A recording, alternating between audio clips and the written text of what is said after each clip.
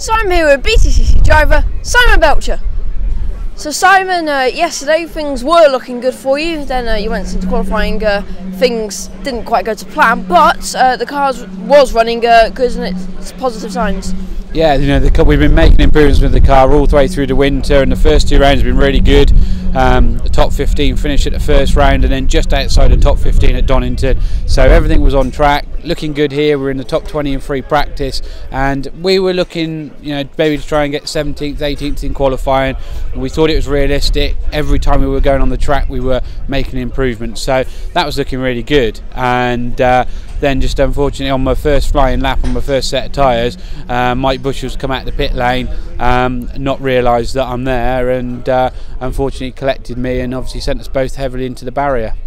What was it like from inside the car, the collision? Because it looks very dramatic from the outside, but what was it like from the inside? Well, initially I thought, you know, he'll see me, you know, coming around the outside, obviously on a fast lap on the racing line. Normally when you come out the pit lane, you know, you stay to the right off of the racing line until you know it's clear to come on, and so I didn't think for 1 minute that he wasn't going to see me, so it was very much at the last second that I realised in actual fact, no, you know, he's not going to stop, he is going to come right across, and at that point there's nothing that I could do to try and avoid it, and we made contact.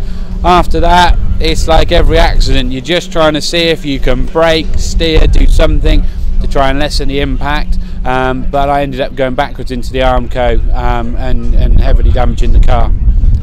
Now you say it was heavily damaged. You had a big incident last year, but talking to you, this is actually worse than what happened to you last year. Yeah, you know, last year was a hugely spectacular accident here. You know, with a suspension failure at Church. You know, the fastest corner round here on the UK's fastest circuit. So, you know, yes, everyone talks about that as a big accident, but this was a lot bigger. The damage to the shell is quite extensive. We don't know if the shell is going to be salvageable or not. The guys had a look at it last night, but the scrutineers looked at it and said definitely there's no way that we could even attempt to try and fix it here. It's going to go away to the shell builder tonight. We've obviously got about 4 weeks for Alton Park, but the shell builder's already looked at it here last night, and he said it's a pretty tall order to try and get this done for Alton. Got a great team of guys, and they'll give it their best shot trying to get us back out. If there's anything they can do to get us there, they will. And finally, if the shell is fixed in time for Alton, you're out there running off your previous results, managing to get to the points in some races, what would you have expected going into that weekend? This weekend, Alton Park, every weekend now, we want nothing but points. You know, went through the whole of last season without scoring an overall point. You know, we got that off our back at Brands Hatch, which was great.